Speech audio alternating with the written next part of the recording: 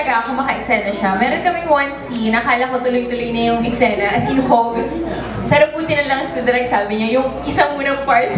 And yun pa lang yung ginagawa namin. Sobrang sabi ko, nabilib na ako sa kanya. Buti na lang hindi ako natulala talaga. Naka-acting naman feeling ko. So, ako excited ako to work with Meg. And of course, everybody here. Pero yun nga, inaantay ko lang yung mga eksena namin. Ay, also, good afternoon kay Tita Ethel at kay Tita Rizky. Hi, Tita. Okay. O sige, isang-isa na lang. I'm good. I never left. Okay. Kasi hindi ka na yung madalas makita, so kumbaga parang ito yata yung first teleserye mo, or am I correct? Pagkatapos nung Apoy sa Dagat, ito na yung sunod na teleserye na ginawa ko. So, okay ka lang ba?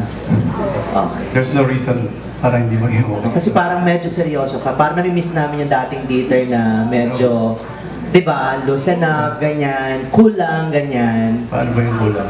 Oo. May tanong si Janice, ikaw na nga dyan.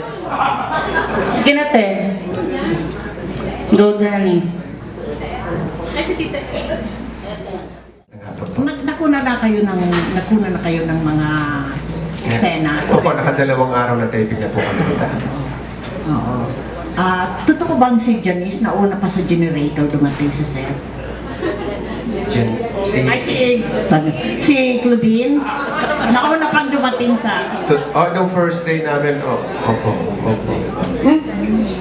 Nauna pa siya sa Nauna pa siya sa ano? Oo. Claudine, sobra Kaya, ka ngayon professional. wala pang liwanag na doon na si Claudine. Wala pang generator. Claudine, kayong dalawa ni Cesar, why do you think is this movie titled Bakit Manipis ang Ulo? Same rin, Tita. Parang yung mahirap ma-achieve yung maging peaceful yung life mo, yung maging happy ka talaga na talagang genuinely happy. Parang ganun yung ibig. Yun ang interpretation yung naiintindihan ko sa Bakit Manipis ang Ulo. And this is also the first time na makakasama ko si Mr. Cesar Montano. So, sobrang, naman, Tita Ethel, diba, nakatrabaho ko na si Aga, nakatrabaho ko na si Richard. Talagang si Mr. Cesar Montano na lang talaga ang hindi ko pa nakakatrabaho. So, talagang sobrang, ito yung ginawang parang Christmas gift ng Viva for me. So, nung nalaman ko na I didn't know na kasama siya. Tapos nung nalaman ko, na-excite talaga ako kasi ito na yung pagkakataon na makatrabaho ko siya. So I'm really thankful. Thank you.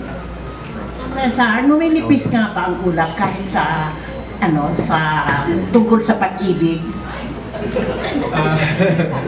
Una muna gusto kong pasalamatan mo si Claudine. Thank you, Claudine. It's my honor. Bakit? Mayroon ang title. Tita, sa akin ang dating sa akin ng Bakit Manipis ang Ulap is very positive. Kasi ang ulap, meaning ang ulap kasi is gloomy. Pag makapal ang ulap, it's gloomy. We have a sad day, di ba?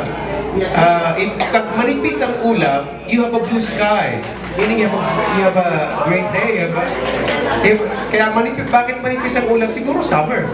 Mainit, you can go to the beach. May palakpak yun na.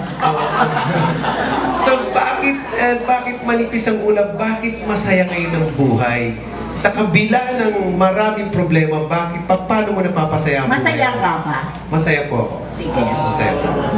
Masaya po ako. Life must go on. Kasi lahat po ng tao may problema. Dapat lagi nating iisipin, hindi lang ikaw may problema. Ang tao walang problema, nasa ilalim na ng lupa nakalibing na. Lahat may problema. Diba? But everybody is imperfect. Wala pong perfect na tao. But there is one perfect here, which is God. Na lagi natin kasama